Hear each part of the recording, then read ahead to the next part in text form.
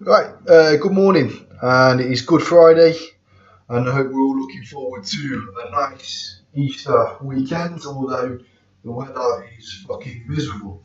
Um, Obviously, I haven't been on since last week. A lot of things have happened. I want to just quickly talk about the Kell Brook Jojo Dan fight.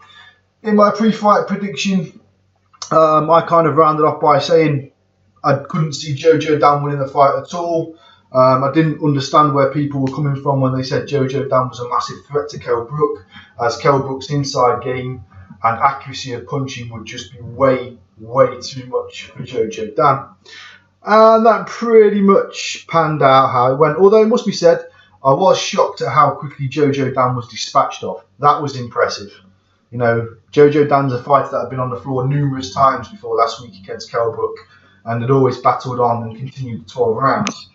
So to be put on your arse 4 times in the opening 4 rounds and then be pulled out by your corner, that was something pretty special from Kell Brook's point of view, and really did set a statement that he was looking to set against his mandatory challenger. And yes, before people start going on about it was a nothing fight, yeah, it might have been a mismatch. I said it was a mismatch, but it was Kell Brook's mandatory challenger, which means Kell Brook can now focus on either doing a voluntary or a unification fight next. Now, in terms of the actual fight itself, you know, the only thing I could probably criticise Kell Brook on really was he didn't really use any movement. You know, obviously coming back from that machete attack on his leg, I would like to have seen him instigate a little bit more movement just to see basically that he can still move fully and flexibly in the ring with not being affected by that injury.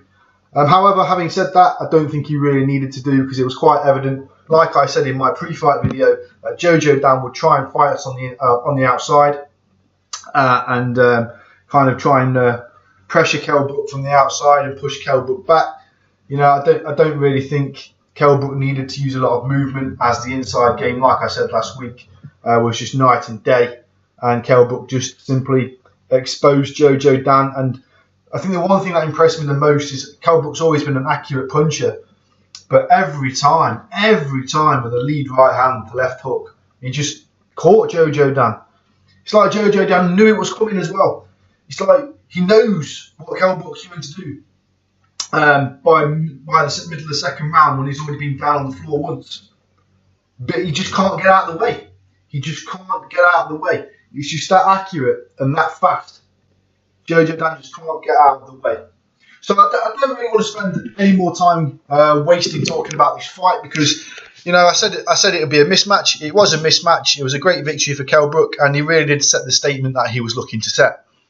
Now then, the reason I always try and leave it a few days before I do my post-fight videos is because you want to see what develops after the fight. You want to hear a few opinions, and you want to see what other people are thinking.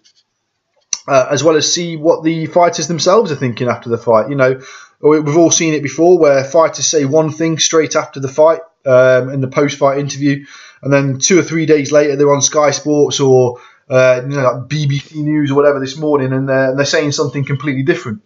Now, Kell Brook, of course, repeatedly called out Amir Khan again, and that fight's not going to happen, as it's now been announced that Amir Khan is fighting Chris Algieri on May 30th.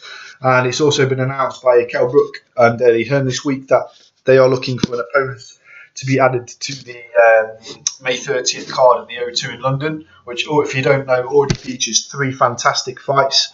One between Jorge Linares versus Kevin Mitchell, which is, of course, got Linares' world title on the belt, world title belt on the line. And then you've got Lee Selby taking on, is it Gradovic, you pronounce his name? Well, you know what I'm talking about. It's one of them Eastern European champions anyway. But Gradovic is not really well known. He's only recently acquired the world title. I think he's only done one defence of the world title, if I'm not mistaken. And I would expect that to be a good night. So I'll work for Lee Selby. And then, of course, Anthony Joshua is also fighting Kevin Johnson on that card. And that is going to be an absolute brilliant fight. I think that will let us know where Anthony Joshua really is at in his career. Although I would say for me, he stops Kevin Johnson, but I'll do a fight video on that near the time. So to add Kell Brook to that exciting card already in another world title fight, that will make that show probably the most exciting show of the year so far in terms of lineup on paper at the very least. And you know, it should be a good opponent though. This is what I must stress. What I don't want to see now is I don't want to see Kell Brook fighting people for the sake of fighting people. You know, you took a step up. You fought Sean Porter. You got a brilliant victory in the USA on his home soil. You know, you fought your manager challenger and you dispatched your manager challenger in style. What I want to see now is if you are going to be fighting on that May 30th card, I don't want to see some bullshit fight. You know, I want to see someone that's of at least half a respectful name, as it were. You know, I want to see someone that's known. I don't want to just see someone being thrown in there for the sake of it. Like there's talk of not for that card anyway, but there's talk in the future that Frankie Gavin may be fighting Kell Brook. I mean, that's crazy. I mean, don't get me wrong, I like Frankie Gavin. He was a fantastic amateur. You know, when he won the World Championship back in the day, you know, it was quite unheard of for a British fighter to do that. You know, and a lot was expected of Frankie Gavin going into the pro ranks and into his career. Now, of course, he suffered that defeat to Bundu last year, which was actually on my birthday last year in August, and that was a pretty bad defeat. It wasn't as bad as in he got wiped the floor with or anything like that, but it was a sloppy defeat. It was a defeat that shouldn't have happened if Frankie Gavin, in my personal opinion, would have been on his A game, and he didn't look to be on his A game that night. But then, of course, Bundu has now been on and gone on over to the USA and got beat convincingly by Keith Thurman in December. I was challenging for Keith Thurman's WBA regular welterweight title. And that's kind of the level that Frankie Gavin's at. You know, I mean, I'm looking at Keith Thurman and Kell Brook as the potential rising stars of the welterweight division. And I'm looking for those two to cross paths in the next 12 months or so, because I think that'll be an absolute brilliant fight that I've got down as a 50-50 fight. You know, both guys can hit, both guys can move, and both guys tend to be pretty accurate. They're good punchers. So that's going to be a real 50-50 showdown when that happens. But, you know, Keith Thurman's dispatching of a guy quite easily and comfortably over 12 rounds that came over to the UK and beat Frankie Gavin on scorecards.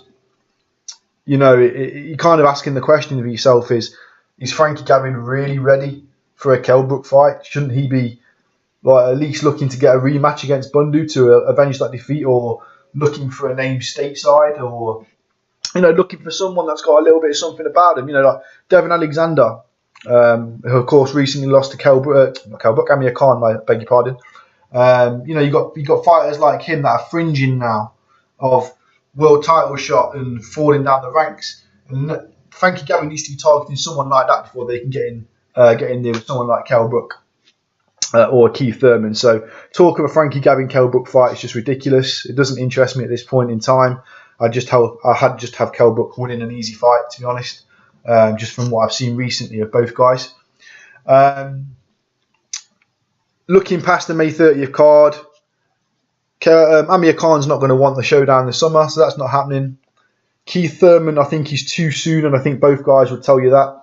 That's a fight that he's very much got to brew a little bit. For me, probably we'll be looking at a Keith Thurman Kell Brook fight either kind of December this year or kind of like early to spring next year, 2016. That would be probably a better time to have that fight after the popularity of both guys have risen a little bit more.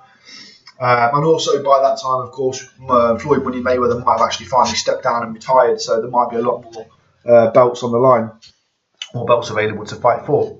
So just to quickly swope up then, I was impressed with the way Kell Brook dispatched of Jojo Dan. I expected it to happen later in the fight, but he got rid of him early. Wasn't surprised. Yeah, you know, bring on a bigger name. But I really don't think we're going to get one May 30th, if indeed, and it is still a big if, Kell Brook is added to that card on May the 30th. So let me know what you guys think. Peace out.